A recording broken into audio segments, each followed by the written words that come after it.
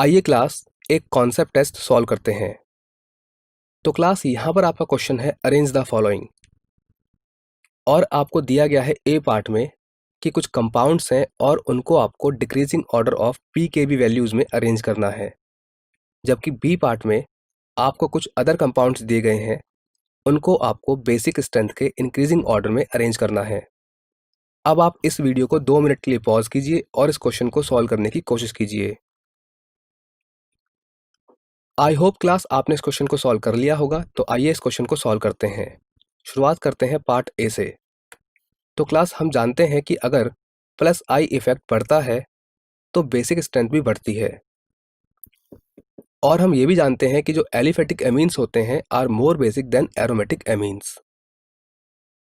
और हमने ये भी पढ़ा है कि जो बेसिक स्ट्रेंथ है वो इन्वर्सली प्रोपोर्शनल होती है पीकेबी वैल्यूज के। तो क्लास इसका मतलब ये है कि हम यहाँ पर बेसिक स्ट्रेंथ के ऑर्डर से बहुत ईजिली पीकेबी ऑर्डर निकाल सकते हैं। तो आइए पहले देखते हैं कि बेसिक स्ट्रेंथ का ऑर्डर क्या है। तो क्लास यहाँ पर अगर हम बेसिक स्ट्रेंथ का इंक्रीजिंग ऑर्डर देखें तो यहाँ पर जो हमारा ये फिनाइल एमीन या एनिलीन है उसका अपना एक बेसिक ऑर्डर होगा या बेसिक कैरेक्टर होगा। उससे ज़्यादा बेसिक होगा ये वाला कंपाउंड, क्योंकि इसमें एक एल्काइल ग्रुप है। उससे ज़्यादा बेसिक होगा हमारा ये वाला एमीन, क्योंकि इसमें इथाइल ग्रुप है। और सबसे ज़्यादा बेसिक होगा हमारा ये वाला एमीन, जिसमें 2 इथाइल ग्रुप्स डायरेक्टली अटैच्ड हैं नाइट्रोजन एटम के साथ।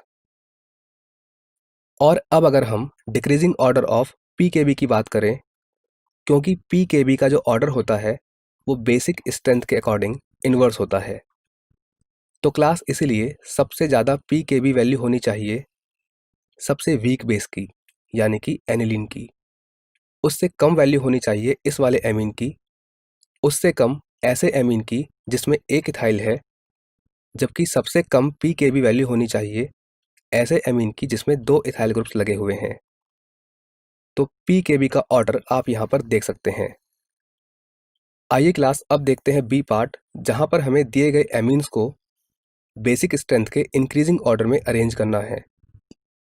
तो क्लास अगर हम इस ऑर्डर को देखें और अपने पढ़े हुए सभी इफेक्ट्स को लगाएं तो सबसे कम जो बेसिक स्ट्रेंथ होगी वो होगी एनिलीन की, क्योंकि यहाँ पर नाइट्रोजन के जो लोन पेयर्स हैं वो रेजोनेंस में इन्वॉल्व हो जाएंगे। और इससे ज़्यादा बेसिक होगा हमारा वो एमीन जिसमें मिथाइल ग्रुप्स लगे हुए हैं, क्योंकि methyl groups plus I effect show करेंगे। उससे ज़्यादा बेसिक होगा हमारा ये एमीन जिसमें केवल एक मिथाइल है, क्योंकि यहाँ पर स्टेरिक हिंड्रेंस नहीं होगा। और सबसे ज़्यादा बेसिक स्ट्रेंथ होगी इस एमीन की जिसमें 2 इथाइल ग्रुप्स लगे हुए हैं, due to very strong plus I effect.